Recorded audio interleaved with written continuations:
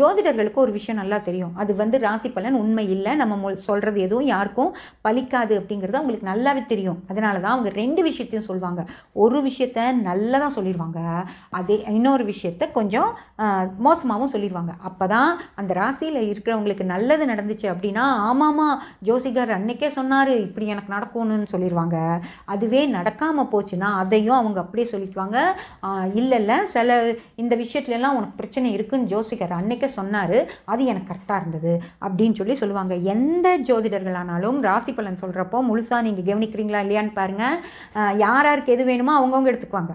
அதனால் நல்லது சொன்னது மட்டும் எடுத்துகிட்டு போயிடுவாங்க, கெட்டது சொன்னது கண்டுக்க மாட்டாங்க. ஆனால் அது கெட்டது நடக்கும்போது ஆமாம்மா சொன்னார் அப்படின்னு சொல்லுவாங்க. அதனால் எல்லா ஜோதிடருமே இந்த ராசிக்கு இப்போ எல்லாரும் இப்போ என்ன சொல்லிட்டு இருக்காங்க, ரிஷபத்துக்கு ரொம்ப நல்லா இருக்கும் அப்படின்னு சொல்லுவாங்க. ரிஷபத்துக்கு பலன் சொல்லி முடிக்கும்போது கடைசியாக சில விஷயங்களில் பத்திரமா இருக்கணுங்க, இந்தந்த விஷயங்களில் பத்திரமா இருக்கணுங்க அப்படின்னு அவங்க சொல்கிறதே எல்லா விஷயமும் அதில் கவர் ஆயிடும்.